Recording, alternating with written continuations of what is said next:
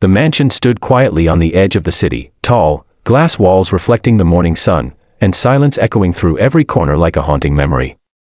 Inside lived one of the richest men in the country, Ethan Miller, a self-made millionaire known for his empire and his heart of stone.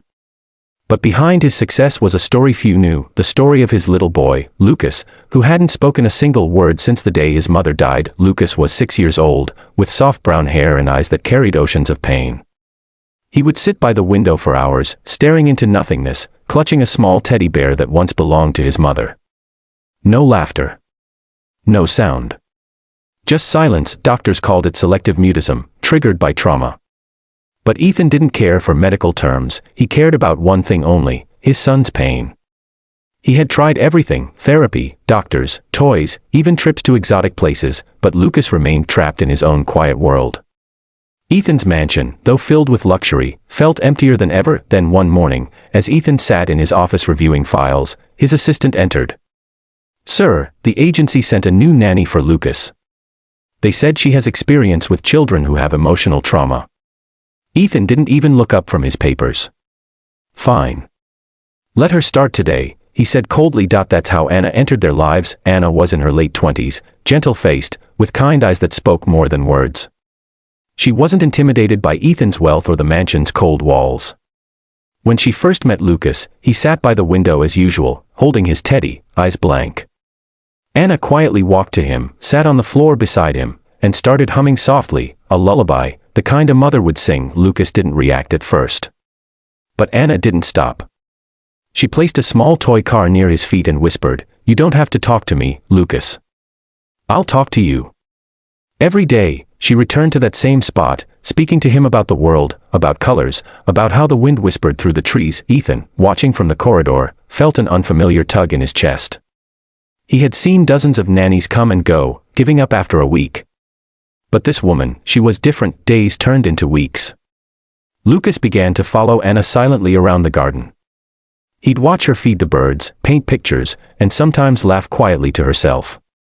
And one morning, something changed. Anna was cleaning the backyard fountain when she slipped on the wet stones and fell.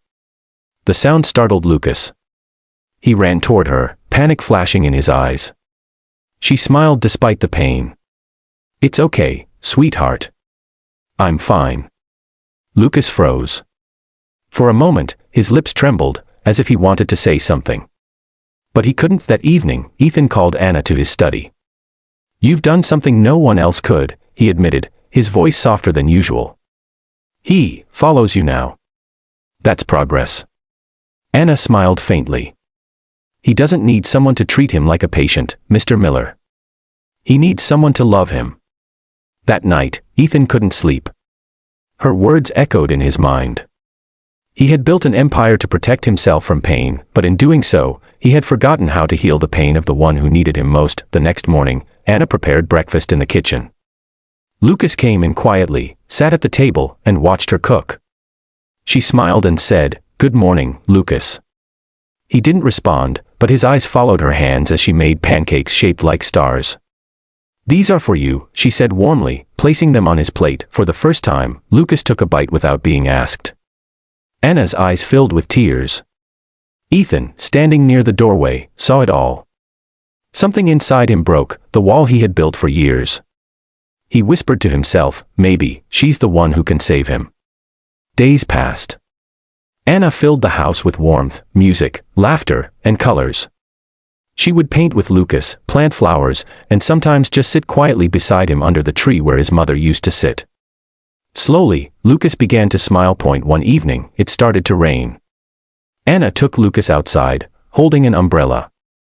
"You know," she said gently, "rain is the sky's way of washing away sadness." Lucas looked up, letting a few drops fall on his face. For the first time in years, he giggled, a small, fragile sound that made Anna freeze. From the balcony, Ethan heard it too. He rushed downstairs, heart pounding. He saw his son laughing softly in the rain, holding Anna's hand. It was the most beautiful thing he had seen since his wife's death. That night, Ethan couldn't help but thank Anna. "You've given me something priceless," he said quietly. "Hope." Anna smiled. "It's Lucas who's finding his way back, Mr. Miller. He just needed someone to remind him what love feels like." But little did they know, the biggest miracle was yet to come. The next morning, Anna was in the garden, humming again, when Ethan received a phone call that made his face pale. A deal gone wrong, a betrayal by someone close, millions at stake. He stormed out of the house, anger burning through him. Lucas, hiding behind the door, saw his father yell into the phone and throw it against the wall. He trembled, his eyes wide with fear. Anna rushed in, kneeling beside him. "Hey, it's okay. Your dad's just upset. He'll be fine." But Lucas shook his head and ran to his room, tears falling silently. Later that night, Anna found Lucas sitting by the window again, clutching his teddy. "Lucas," she whispered softly, "you're brave. You know that. You don't have to hide from the world anymore. You can show it how strong you are." For a moment, Lucas looked at her, eyes glistening. Then something happened, something unbelievable. Anna picked up a broken toy car from the floor and began fixing it. "You see," she said, smiling. "Even broken things can work again if we care enough." Lucas stared at her, his lips parting slightly. He took a deep breath, and in a voice barely above a whisper, he said the first words he'd spoken in years, "Thank you."